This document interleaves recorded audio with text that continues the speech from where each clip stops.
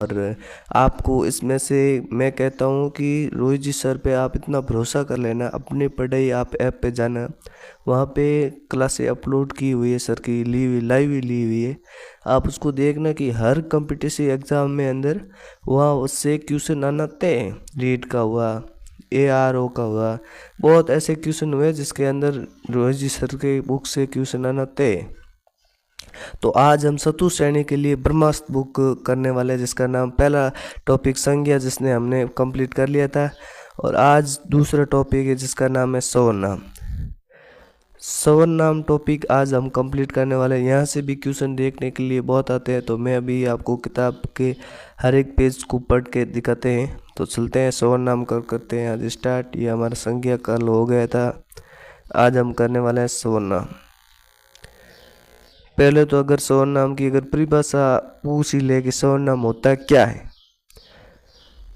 Shortcut में अगर आपको दिए थे संज्ञा के स्थान पर प्रयुक्त होने वाले शब्दों को सर्वनाम कहते हैं। बस इतना याद रखना है कि संज्ञा के स्थान पर प्रयुक्त होने वाले शब्दों को सर्वनाम कहते हैं। बस हमको इतना याद रखना है, इनसे ज़्यादा कुछ नहीं। अगर डेफिनेशन अगर पूछ जाए, हमें पूछ ले कि हाँ संज्ञा सर्वनाम किसे कहते हैं, संज्ञा के स्थान पर प्रयुक्त होने वाले शब्दों को सर्वनाम कहते हैं। सर्वनाम उस शब्द को कहते हैं जिसमें पूर्वावर संबंध से किसी संज्ञा में बदले जात आता है। मतलब उसको संज्ञा के स्थान पर प्रयुक्त होने वाले शब्दों को ही घुमा के पूछा गया। सब का मतलब होता है सर्वनामों का मतलब होता है संज्ञा। संज्ञा किसे कहते हैं, आपको मैंने पिछली वीडियो में बताया कि जिसका हम नाम दे सके उसे संज्ञा कहते हैं। बस कोई परिभाषा कुछ नहीं, इतना नहीं, जिसका हम नाम दे सके उसे संज्ञा। तो नामों का मतलब क्या हुआ, संज्ञा। संज्ञा के बदले वाले शब्द ही सर्वनाम कहते हैं। भाषा में सुंदरता, शक्षणता एवं पुनरुक्ति दोष से बचने के लिए सर्वनाम का प्रयोग होता है। सर्वनाम का शाब्दिक अर्थ है सबका नाम। बस सर्वनाम पूछ ले, कंपटीशन एग्जाम में पूछ ले कि सर्वनाम का शाब्दिक अर्थ क्या है, हम 4 ऑप्शन आएगा, उसके अंदर सबका नाम, तो हमें ये क्लिक करना है। उसके बाद में नेक्स्ट है कि हिंदी में कुल 11 सर्वनाम होते हैं। मैं, तू, आप, ये, वह, जो, सो, कोई, कुछ, कौन, क्या, ये हिंदी के 11 सर्वनाम होते हैं। कंपटीशन एग्जाम में पूछ सकते हैं, किसी भी एग्जाम चतुर्थ श्रेणी की हिंदी के कुल कितने स्वर होते हैं, तो 11। कौन कौन से, मैं, तू, आप, ये, वह, जो, सो, कोई, कुछ, कौन, क्या, बस इतने से तो है। मेरे साथ साथ आप रटा, आप मेरे साथ साथ बोलो, आपको याद हो जाएंगे। मुझे भी ये याद होने बहुत कठिनाई आती थी। जब मैंने ये बुक लाया तब मैंने कहा यार कैसे होगा, फिर मैंने इसको हर एक लाइन को किया। फिर मैं सोचता हूँ कि मेरे द्वारा अनुभव लिया गया आपको भी मैं शेयर कर दूँ, आपको पसंद आए तो आप वीडियो देखो, फिर आपके ऊपर है। फिर उसके बाद में प्रयोग के अनुसार सर्वनाम के कितने भेद होते हैं। भेद पूछ सके, सर्वनाम के कितने भेद होते हैं, सिंपल सा सवाल है। पहला होता है पुरुषवाचक, प्रश्नवाचक, अनिश्चयवाचक, निश्चयवाचक, संबंधवाचक और निजवाचक। भेद होते हैं किसके, सर्वनाम के। प्रश्नवाचक, पुरुषवाचक, अनिश्चयवाचक, निश्चयवाचक, संबंधवाचक और निजवाचक, ये सब भेद होते हैं सर्वनाम के। इसमें से हम पहला भेद पढ़ने वाला जिसका नाम है पुरुषवाचक सर्वनाम। पुरुषवाचक सर्वनाम किसे कहते हैं, इसकी क्या व्याख्या है हम देखते हैं। पुरुषवाचक सर्वनाम स्त्री या पुरुष के नाम पर स्थान जिन सर्वनाम का प्रयोग किया जाता है उसे पुरुषवाचक कहते हैं। पुरुषवाचक का मतलब है कि स्त्री या पुरुष के नाम के स्थान पर जिन सर्वनामों का प्रयोग किया जाता है, यानी कि स्त्री और पुरुष इन दोनों के नाम पर कोई स्थान जिनका सर्वनामों में प्रयोग किया जाता है उसे क्या कहते हैं, पुरुषवाचक कहते हैं। समझ आ गया। पुरुषवाचक के भी 3 भेद होते हैं, एक होता है उत्तम, एक होता है मध्यम, एक होता है अन्य पुरुष। ये 3 भेद हो कितने पुरुषवाचक है।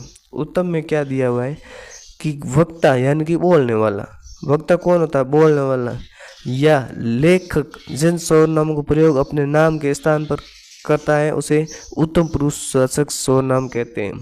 उत्तम पुरुषवाचक सर्वनाम किसे कहते हैं, वक्ता यानी कि बोलने वाला जिन लेखक सर्वनामों को प्रयोग नाम के स्थान पर प्रयोग करता है उसे क्या कहते हैं, उत्तम। जैसे कि अगर उदाहरण दी कि मैं, मेरा, मुझे, मुझको, मुझसे, मेरे द्वारा, मेरे लिए, मेरी, मुझ पर।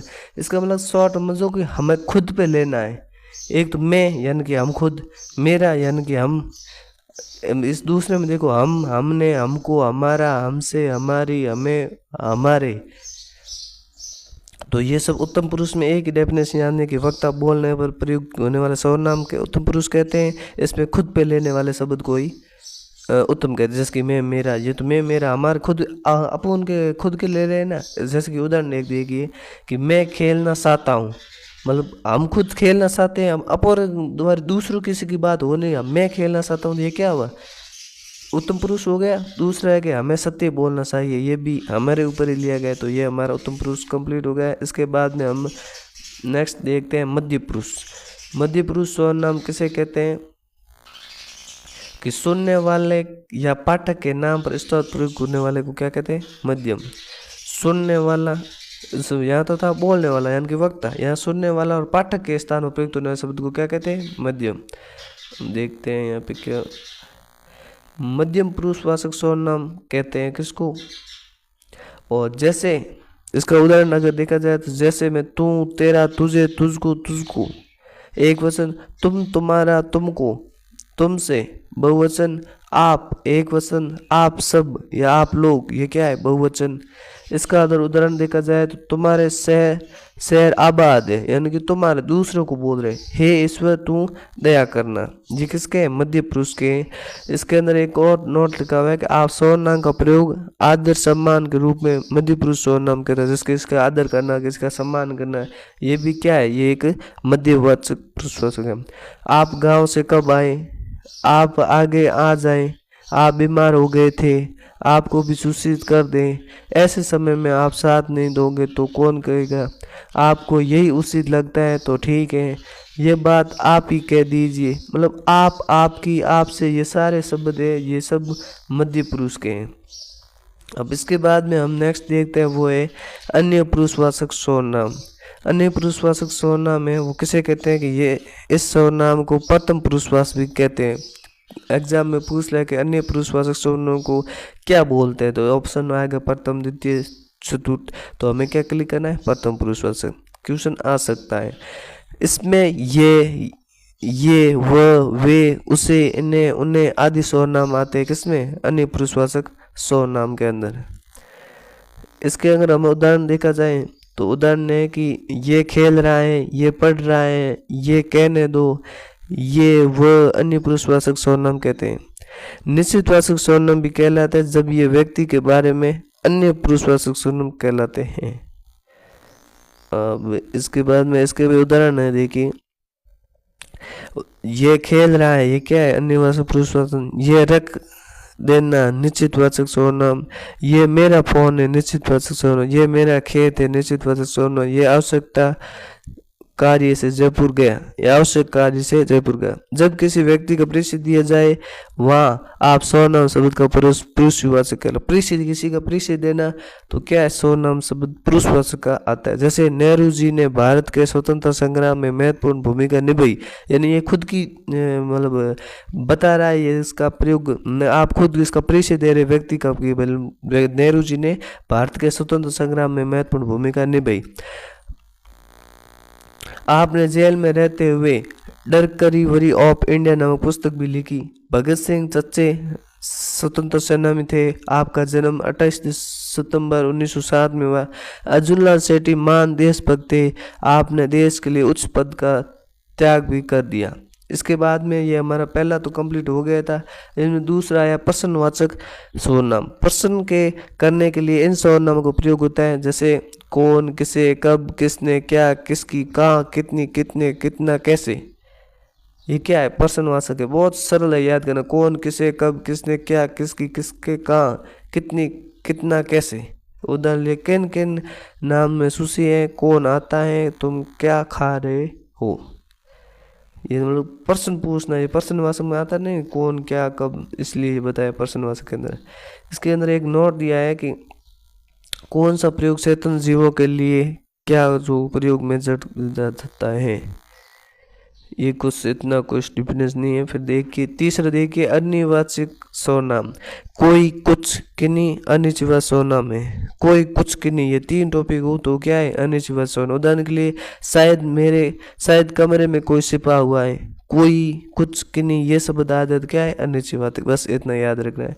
निश्चितवाचक शब्द जिस सर्वनाम से वक्ता के पास अथवा दूर किसी वस्तु का बोध हो अथवा उसे निश्चित व्यक्ति हो तो उसे क्या, निश्चितवाचक, किसी घटना उसे निश्चितवाचक सर्वनाम कहते हैं। जैसे यह, वह विलायती सुआ है। यह मेरी प्रिय पुस्तक है। इस पुस्तक को देखा, ये कितने उपयोगी है। सामने जो बड़ा महल दिखाई दे रहा है वह मेरा है। इसके बाद में पहुंचा है संबंधवाचक सर्वनाम।